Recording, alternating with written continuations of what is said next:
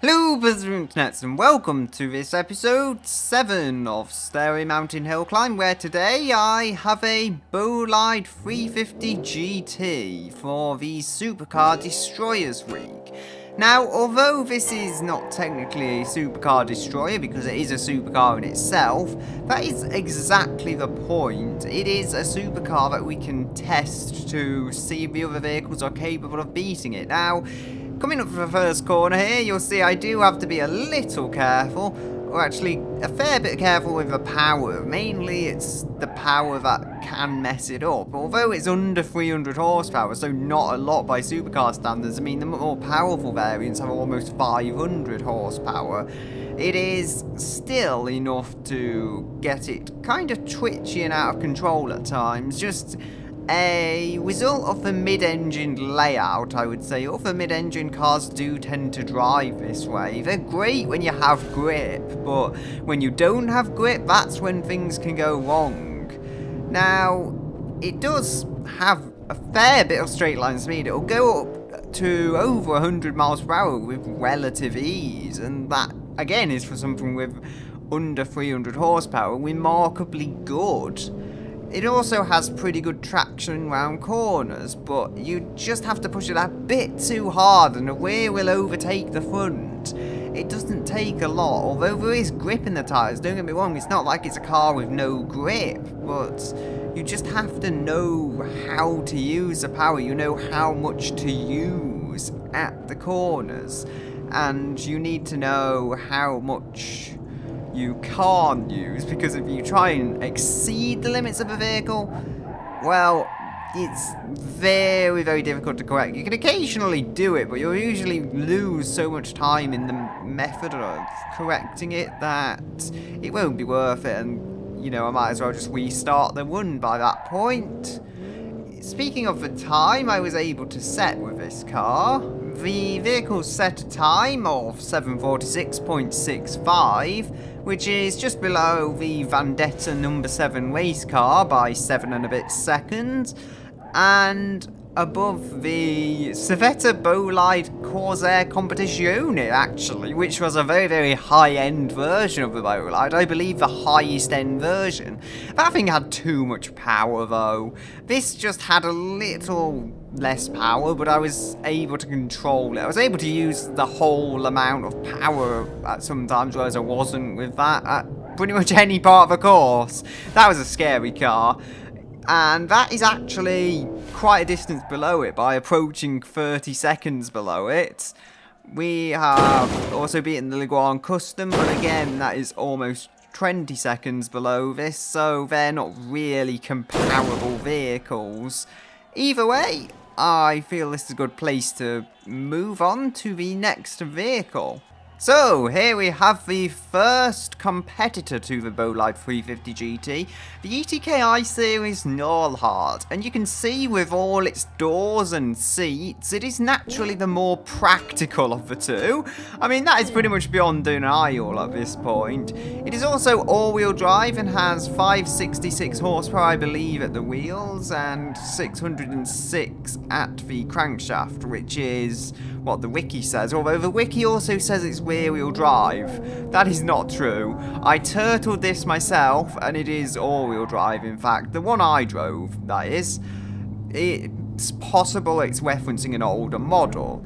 Now, the vehicle is not difficult to drive in the way certain other vehicles like the FR17 and the Pessima Pro car have been. Those cars had vicious power. The Pessima Pro car is probably the closest comparison because that had 600 horsepower, so, you know, very, very close to power.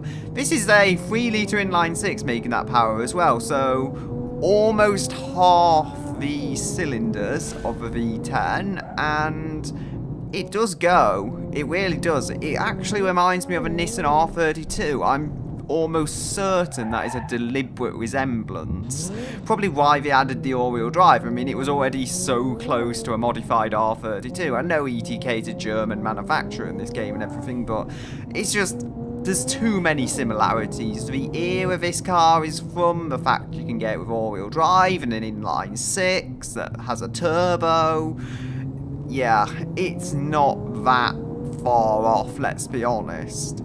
Either way, as far as the actual handling goes, it would tackle the corners quite well, although you could kick the rear out if you weren't careful. It could be a little menacing to drive at times, although it was by no means the most difficult thing in the world.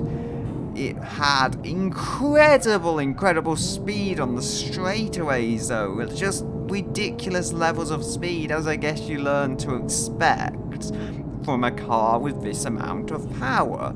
It's not the hugest amount though. For some reason I was expecting less. I shouldn't have expected less, but I did. And this is actually significantly more powerful than even higher end Bolides. The Bolide Corsair has been beaten though, despite having more power, because the all-wheel drive and turbos I find complement themselves generally. The turbo lag isn't as disruptive when you have an all-wheel drive car. Not that it was really a problem. The Bolide Corsair had dreadful turbo lag. This has turbo lag, but as long as you keep the revs above about 3,000 most of the time, you'll be fine. No problems there. So, having said and done all of that, I guess we can move on to the time that this car set. Well, it's set a time below the Polo WRC tarmac by 4 and a bit seconds, and that is a 7:17.315 time.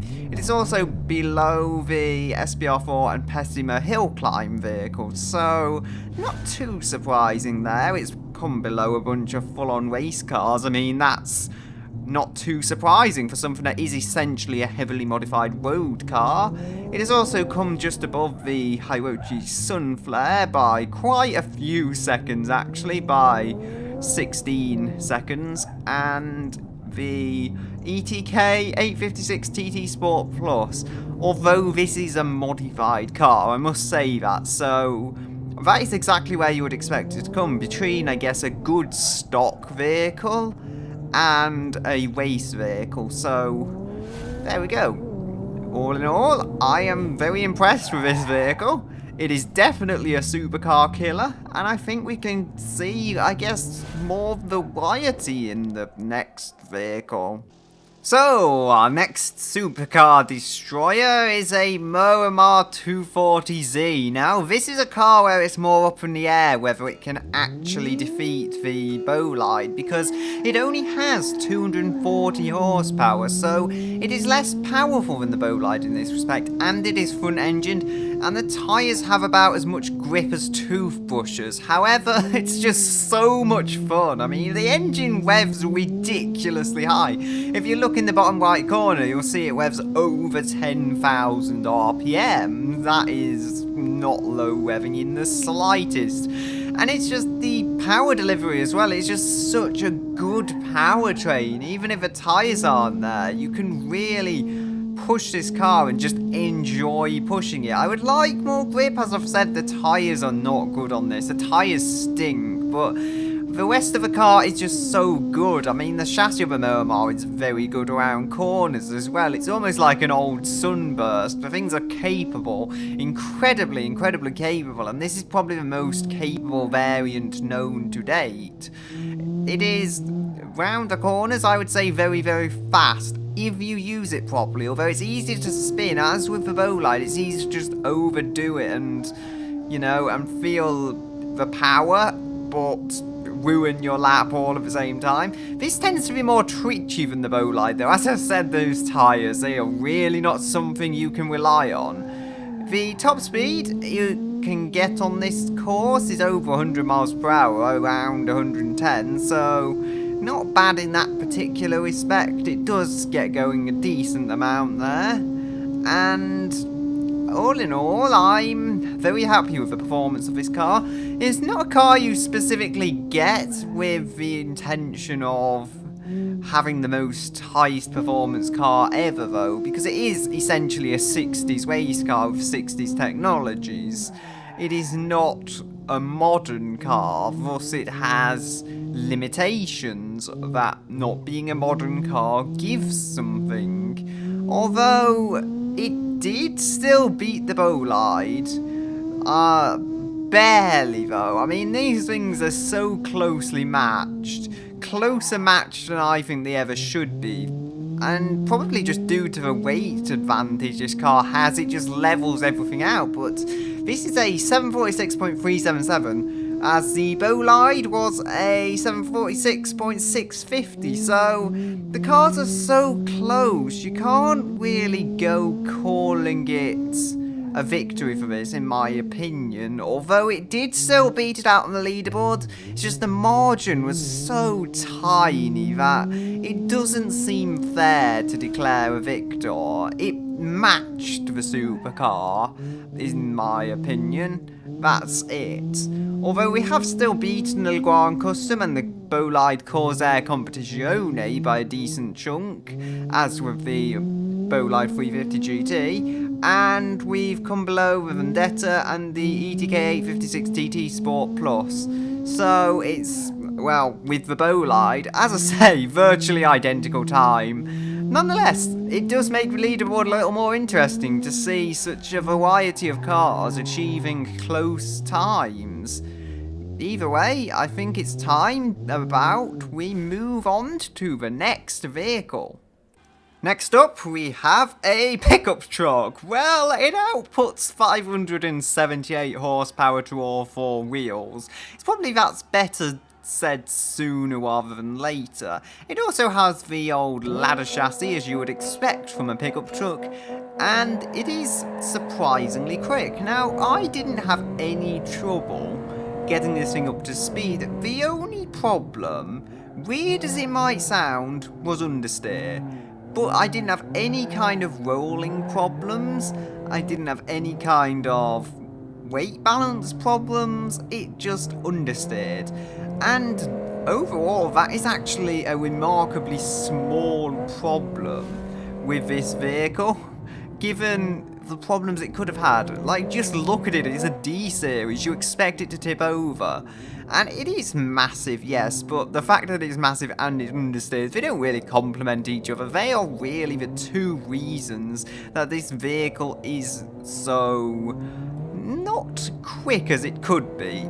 I'm trying to say not slow because it really can't be slow. It's not a slow vehicle when you've got this much power and all-wheel drive. It's nigh on impossible to create something that is completely and utterly slow. Although it does have limitations, and that is mainly around the corners, it is still better than a lot of the difficult to control all-wheel drive vehicles. It naturally then does have the pace on the straightaways. Even though it has the aerodynamics of a brick, this is still a very, very fast car. Remember, it has got a lot of power, so it will almost do 120 miles per hour. If a very, very good driver was to drive this, then I'm sure they could get 120 miles per hour, but I am not that level of driver. I am not able to push it around the corners in that kind of way, because I'll just end up messing something up and throwing the car into a big fireball, essentially, for lack of a better term.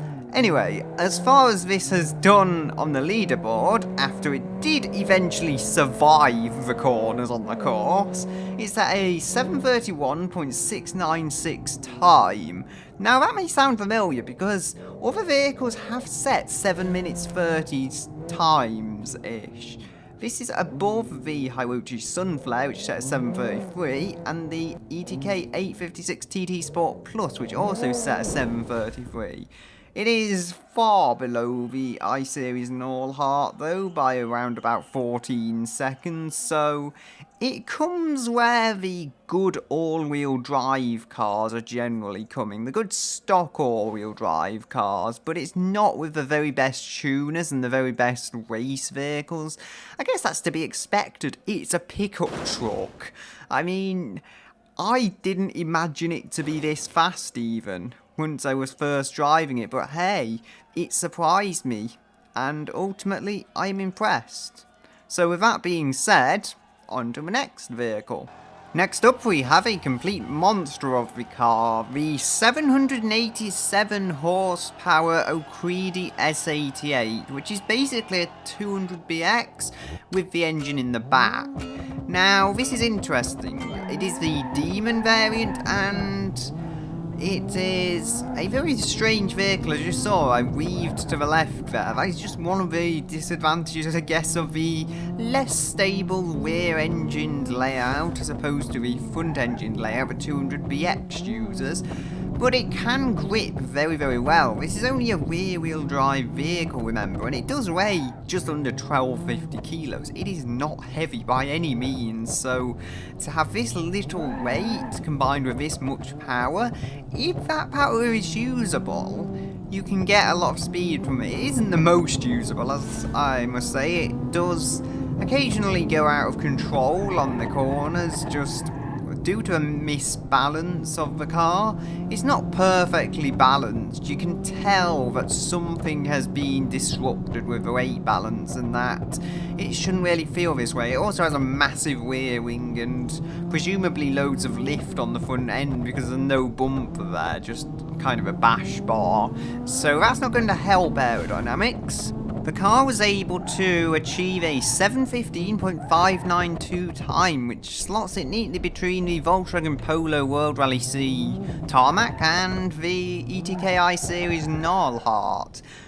It has also beaten the D15 supercharged all-wheel drive pickup truck thingy and come below the SBR4 hill climb, so that is not bad at all. I mean, this is the fastest road car as of yet before all the race cars and hill climb cars and all that kind of vehicle starts coming up. So a solid performance it's put in, and I believe it will hold that with many cars to come, because this is not a bad time. Even if it's not the quickest out there, it is still within a minute of the FR17, which is good enough for me, I would say. Our final vehicle is the Bishu Kashira Night Fever, which is either the BGs or Eurobeat, one of the two, I'm not sure. It is an MPV track vehicle thing, which is kind of ridiculous, as you'll see with the acceleration. That is all 740 horsepower accelerating this forwards along the opening straight, and it is not slow. No, it's probably not safe either. It has a roll cage, but I would not really trust it. Just, it's a 1980s MPV with far more power than it needs. It does have a V6 as well. It's not a turbocharged 4-cylinder, as you may expect to see in this type of vehicle, but it is quick as well. The weight is 1760-ish kilograms, so similar to a modern Nissan GTR, and really not that bad in its own way for what is an MPV. It does get going, and that is all-wheel drive as well to help put that power down. It wouldn't do much good with front-wheel drive when you're talking this much power. I mean, you could try, but it would be terrible around corners. Speaking of which, it was actually very easy around the corners. For a car with 740 horsepower, that is an MPV, you wouldn't expect it to corner at all, but it just does, and it gets going at quite significant speeds. It'll do 135 miles per hour on the straightaways even if you really push it, so the car does have a lot of pace out wide, and around corners there's just not the unpredictableness that you sometimes got with the ETK Narlhart, and it's in a more powerful, quicker car as well, that it is easier to drive. So yeah, it's kind of the ideal car, as it's hard to say that when there is other cars that have been on the leaderboard, but what's beaten it? I mean, seriously, a Formula 1 car and a Pro car, they are the only two cars that were able to beat this on the leaderboard. It's able to out-corner and out-accelerate everything else.